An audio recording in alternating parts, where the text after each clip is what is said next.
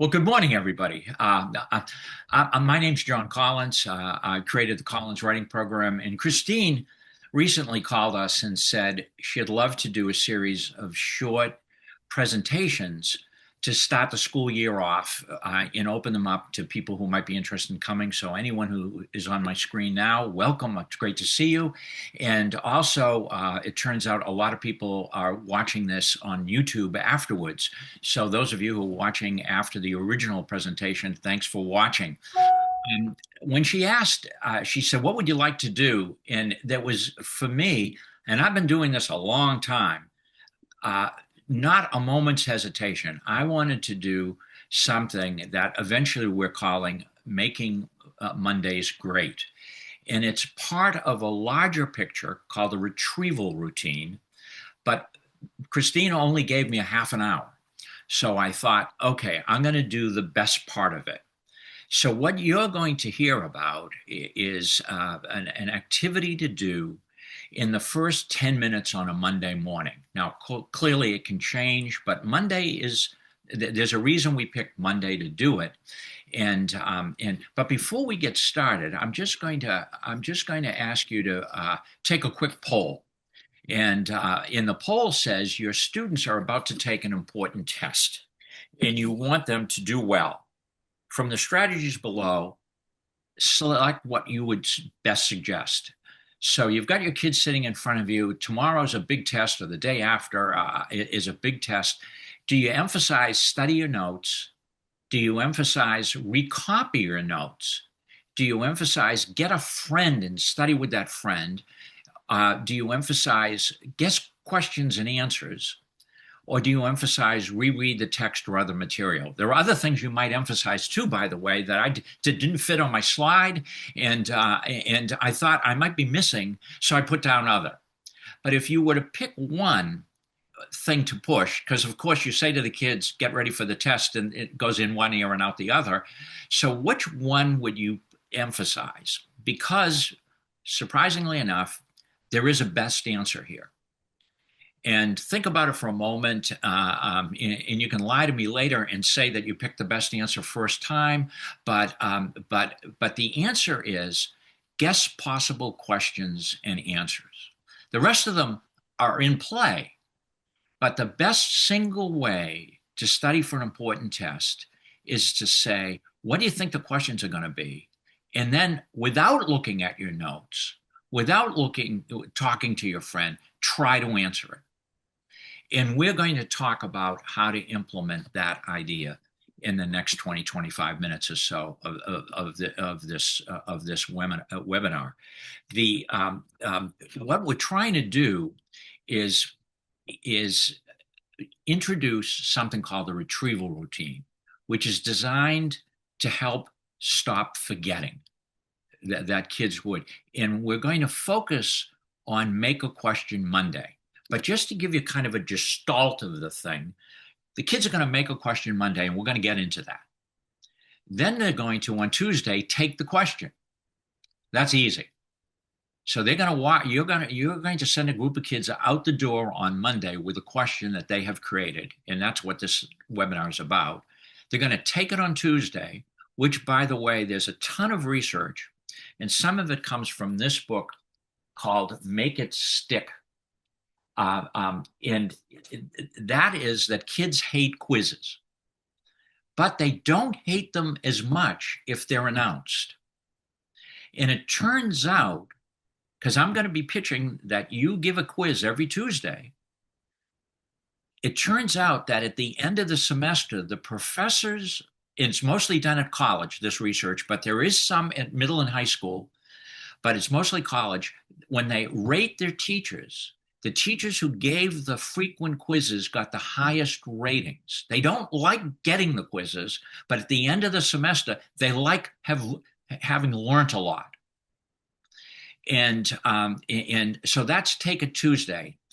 What I want to do is also, one of the reasons I picked this to talk about was when the pandemic started, I did a lot of work online and a lot of Zoom teaching.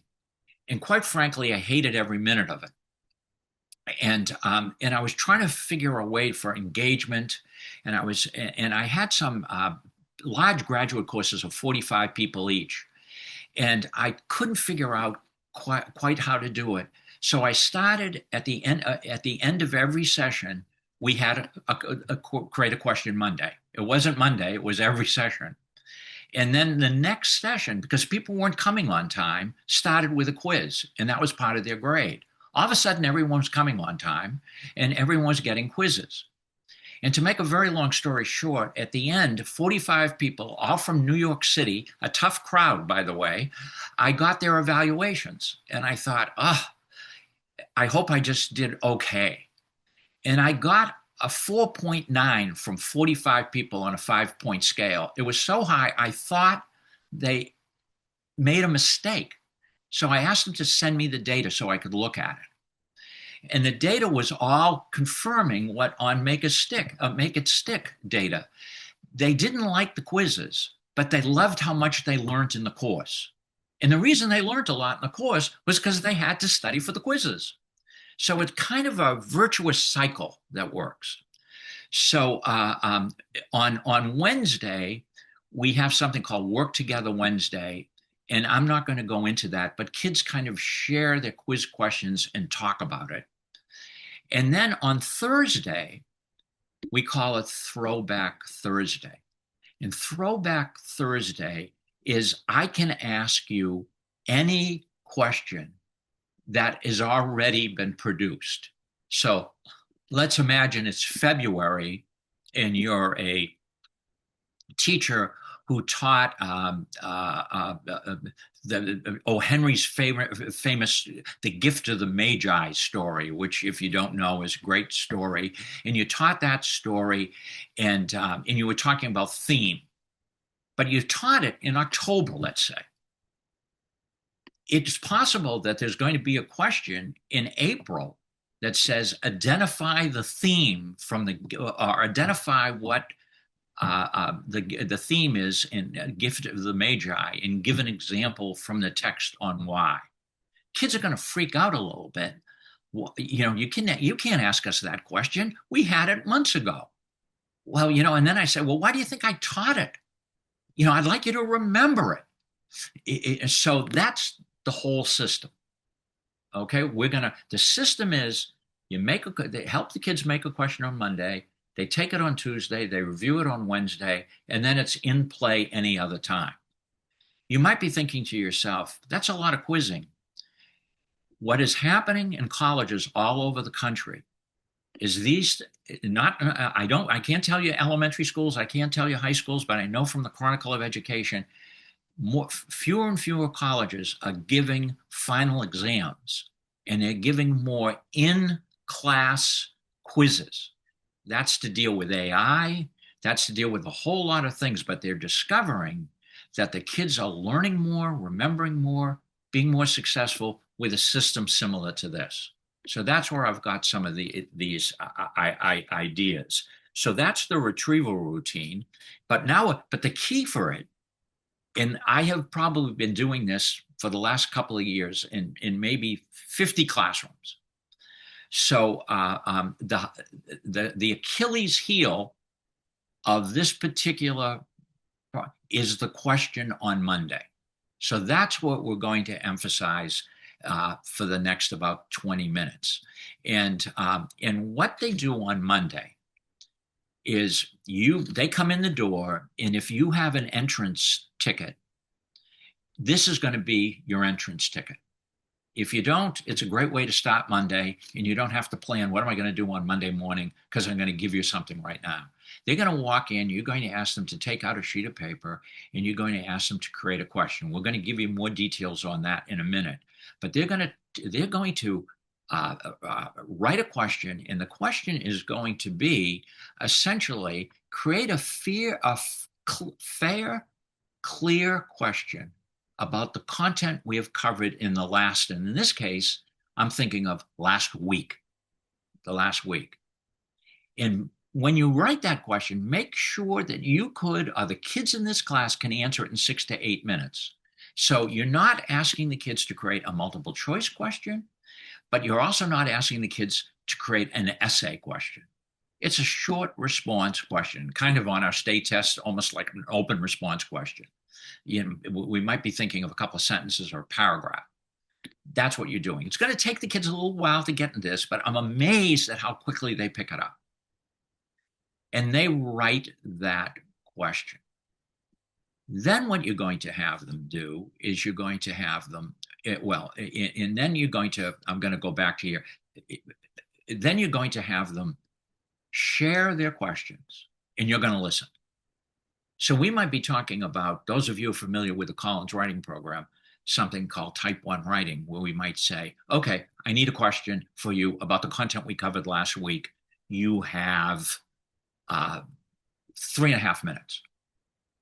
Now I'm going to anticipate a couple of things that happen. Kids say, can we use our books? Can we use our notes? You know your kids much better than I do, but as fast as we can get a no answer to that question, the better. Because what they'll do is they'll open up their book, they'll open up their notes, and they'll turn a statement into a question. They won't think.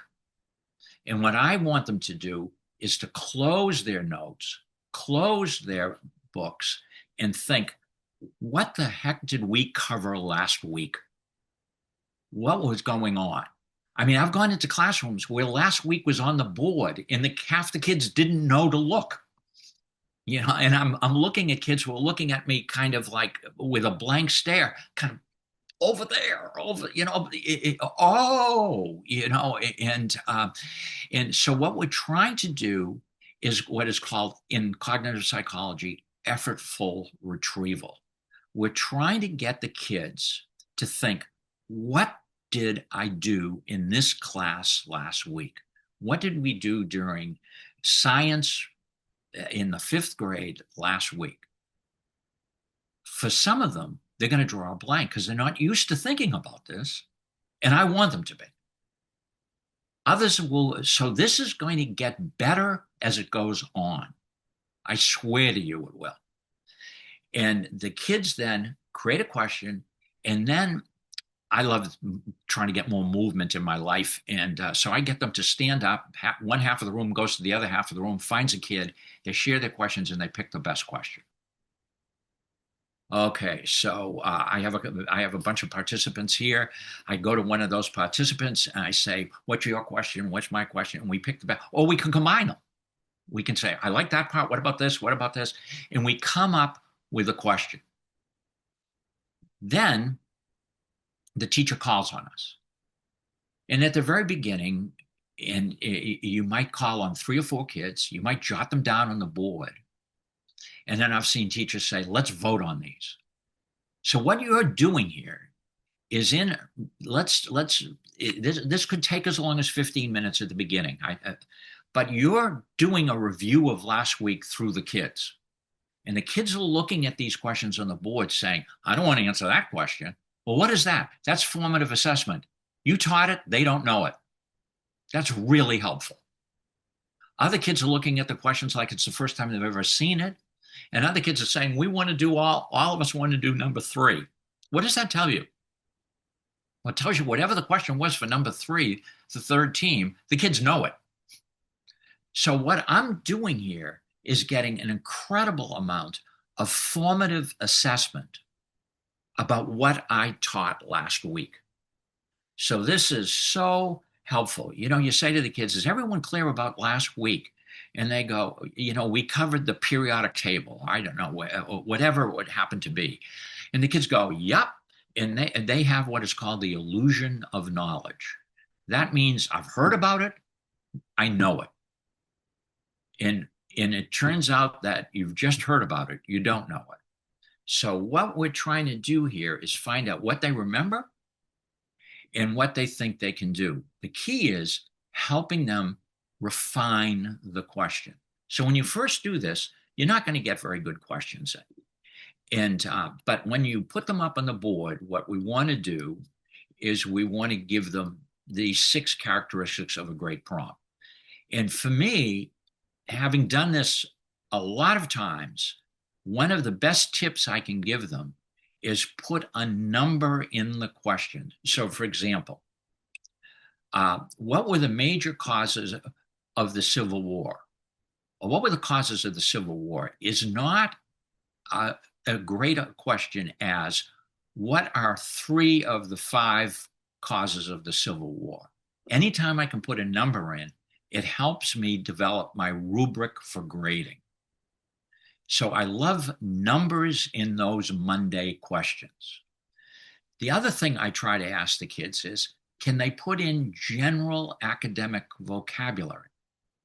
There's a study out of the ACT that says the best predictor after family income in the last year of mother's education that predicts ACT scores, excuse me, is knowledge of general academic vocabulary.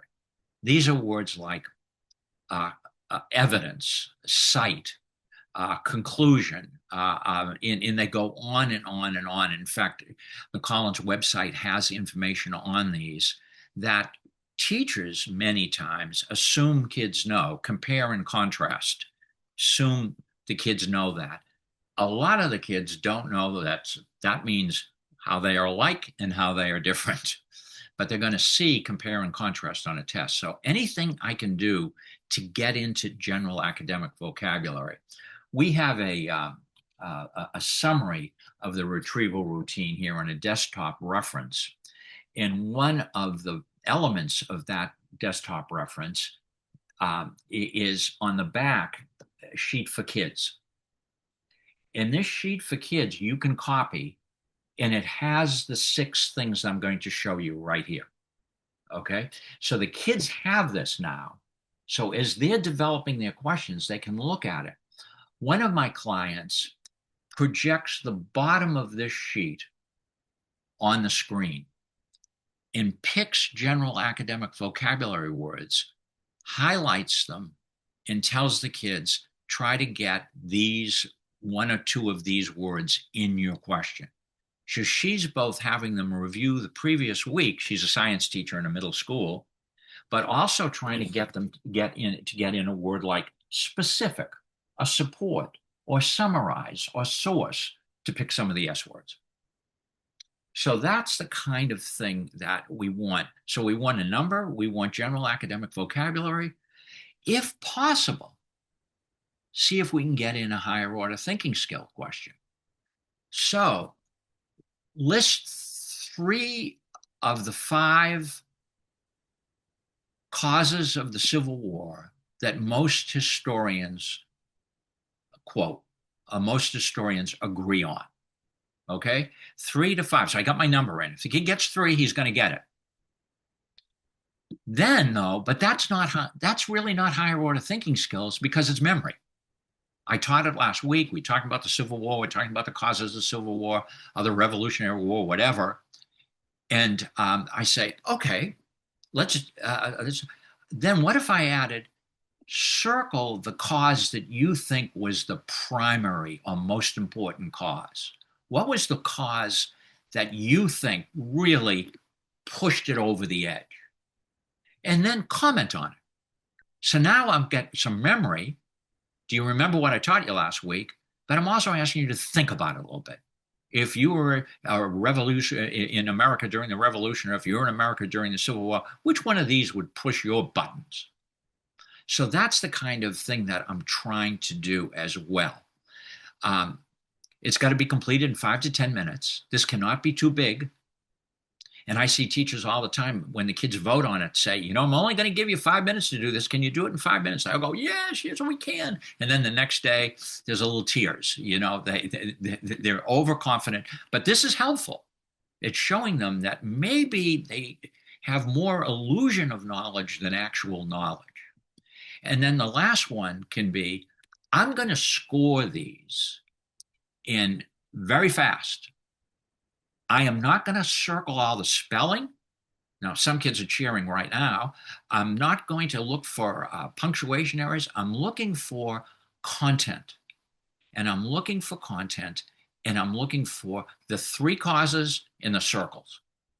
That's what I'm doing. That's what I'm doing.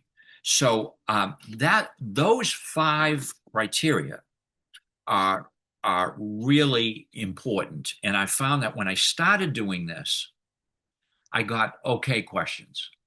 and I had to do a lot of work. But I started giving this out, and the kids started getting used to it. And it was amazing to see the difference. In the past year, I have been pushing this because I hope I'm conveying my excitement about it. And I've had principals come in 4 different schools that I can think of instantly off the top of my head and watch because it's gone so well.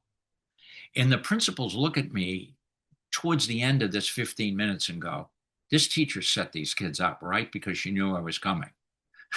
That's how good it is. The kids pick up on this very, very quickly. I think one of the reasons is they've read a million questions, so they already know, and the teachers are always a little surprised. When I model it, I get teachers saying, I don't know if I want you to come into my class and do this. What if they don't come up with anything? It's going to be pretty embarrassing. I say, don't worry. There'll just be the 2 of us. I swear I won't tell anyone that none of your kids could remember anything from last week. It will be my secret. I'll take it to my grave. And inevitably, at the end of 10 minutes, the teachers look at me going, hell, who sent me these kids? They're better than I realized. So in what you're getting is, if you thought you covered something and it doesn't show up in a question, isn't that helpful to know that somehow or other that got lost in the shuffle of the week? So that's the essence of Make a Question Monday. And what I'm trying to say is, start your weeks that way, and it's going to give you a formative assessment about how well you did. But of course, now I want to add a little, I think, it's graded for content only. Okay, got that in. And so here's a before or after problem. This is what a kid might say. Yesterday in class, we talked about the causes of World War II. Tell me the causes. Or tell me the causes of World War II. This is after talking about the 6 criteria. List general academic vocabulary word. They all know that. And succinctly, whoa, I threw that one in because I thought it would be fun for them to know succinctly. And also to suggest don't write forever. Describe general academic vocabulary word. 3 to 4, here's my numbers, of the most significant, another general academic vocabulary word, causes of World War II. Circle the cause you think was the most significant. Ta-da, I got my higher order thinking skills in. That's it. If I've spent the last week talking about the causes of World War II, they should be able to answer that. If they can't answer it, I got to figure out what I did wrong.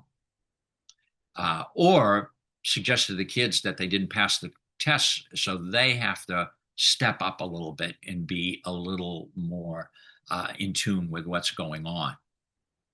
Some of my favorite prompts are, here's a 3-parter for high school language arts. So if you're a high school language art, define theme, okay, the meaning of the message of a story, and identify one plausible, I threw in plausible, theme of Romeo and Juliet and one in To Kill a Mockingbird, or any other work we have studied. This is kind of a 3-part prompt. What is theme? What's the theme of Romeo and Juliet? And what's the theme of something else? Ta-da. If the kids can do that, especially if they can do it 2 months after you've left theme, there's a strong possibility that has entered their long-term memory. And what English teacher, no English teacher in the world, every English teacher in the world wants kids to know what theme is. So that's an easy one. Here's a elementary science one, just to give you, describe one difference between physical change and chemical change, and give one specific example of each type. So that's 3 parts. What's the difference between physical and chemical? And in this, it's this, and in this, it's this. Ta-da. And here are a few that are favorites of mine. Compose a short, informative paragraph about whatever I covered. For a student who missed today's class, correctly explain, explain, and circle 5 to 7 key terms. So if you were teaching something that was vocabulary heavy, and the kids had a vocabulary, that would be a great one. Now, do they remember? Maybe you've given them 20 science words. 20, can they remember that? Here's another one. List and briefly describe at least 4 discrete steps you would do to solve the following problem. Number the steps in order. And 3, explain 2 to 3 reasons. I love this one. This is one of my favorites of all time. This answer would not receive full credit on a test. Number your reasonings. Notice that in the last part it says number. That helps you grade faster. 1, 2, 3. You can almost, as soon as you see the paper, know where the kids are coming from. I'm looking at my clock here, and I'm getting close. I know this is kind of speed introduction, but here are the benefits of doing this. Number 1, it promotes critical thinking. In the age of AI, where everything somewhere is in the cloud and a kid can download it, this doesn't ask the kid to go into the cloud. This says, take out a sheet of paper, write the question. This gets them away from that. It creates an incredibly powerful academic habit, which is, if you're studying for a test, remember our second slide, what's the best way to study? The best way to study is think of questions and then try to answer them. Then go to your book, because then you might discover by trying to answer them, you don't know. It provides terrific formative assessment. I shouldn't go on to week 2 until I know what the kids learned in week 1, and this will help me. It motivates, and I forgot to mention this, but that's why it's on the slide. If I use your question, and I usually use Teams, so if I use the Teams question, you will do not have to answer the question, and you get 100 on the quiz. It sounds hokey, but I have graduate students in New York City who want so desperately to get called on in the chat so they can get their question.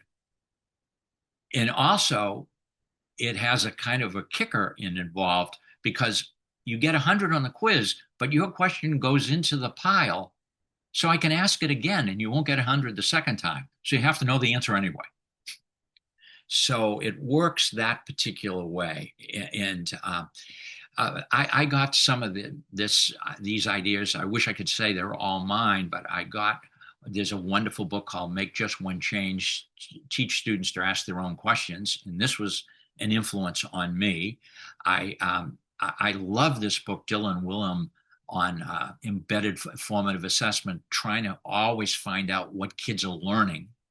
And this is a very, very helpful way to do that as well. And then finally, we have an activity and that we could use to find out how well I did.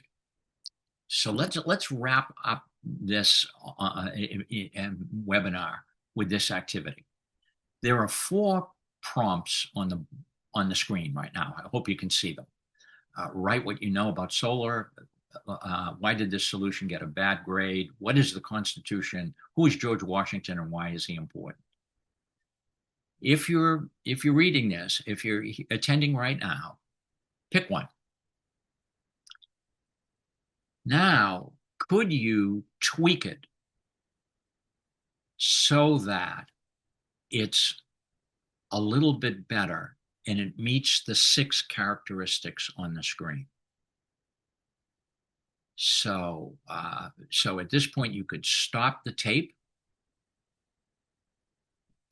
find out how well I taught, by the way, and tweak your solution.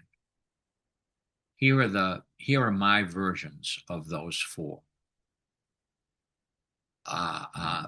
What do you know about the solar system? Write a paragraph that describes the solar system using 6 to 9 solar system vocabulary words. Circle and number the words. And number 2, why did this solution get a bad grade? change it to identify and number 2 to 3 critical mistakes the students made solving this problem and explain how to fix them. Number 3, what's the Constitution? The Constitution in the United States consists of 3 parts. List and number the 3 parts, and in a sentence or two, describe what each part does. And 4, who is George Washington? Why is importance? Historians sometimes call George Washington the father of our America. Describe 3 of Washington's achievements that would show why historians honor him with this title. So these are just an attempt to kind of juice up the original question, which are very typical of what I see kids ask, adding a little more vocabulary that they might not know, and making it a little more specific. That's kind of where we're going here. So on Tuesday, they take the question and go from there. And I'm running out of time. So what are 2 benefits, one benefit that you think this process might have for you? Because what essentially I'm asking you to do is take about 15 minutes every Monday out of your lesson plan and about 10 minutes every Tuesday out of your lesson plan. 1, to create the question, 2, to ask the question. And then, of course, I'm asking you to give up some of your time in the evening to grade, so you know how you did. To ask for this kind of time, there better be some benefits. Let me see. One of my participants, Cheryl McDonough. Cheryl, I see her on the screen here. Can you give me a benefit from this? I believe the number 1 benefit is critical thinking. I think having a schedule where you're forcing yourself to do critical thinking with the kids on every Monday at least encourages teachers to have it in 1 day a week. Critical thinking makes everything better. Okay, I'm not going to ask anyone else because I love that answer. I'm going to quit on a high note for me here. That's what we're trying to do. We're trying to, and also, there's a lot of research on habits. I'm a little obsessed about habits. And once it becomes a habit, once it becomes Monday, I have teachers tell me that when the kids come in, they say, "Are we going to write a question?" So even if the teacher's preoccupied, got a kind of angry email from a parent and is trying to figure out what to do, the kids will tell you what to do, especially if they hear the question and know it's going to be the quiz the next day. Because even your average or your lower achieving kids can get 100 on these quizzes, especially because they don't have to be perfectly written. They just have to have the content. Kids tend to love it when they get used to it. There's a book about it called The Retrieval Routine. More than you ever wanted to know about those 4 days. Make a question Monday, take a Tuesday, work together Wednesday, and throw back Thursday. And then there's a 4-pager, which I held up a little earlier, that will give you more information about it. If you want to, as they say, make it stick, this is the way to make it stick. Stay connected with us. You can take a snapshot of this and get to our to our website. And I was shooting for 30 minutes and I went 34. So that's about as good as I've ever gotten. So thank you so much for your attention. I know it was a lot of listening, but I'm working in schools all over the country, and it's really been a significant improvement in the way teachers have been teaching. So thanks for your attention.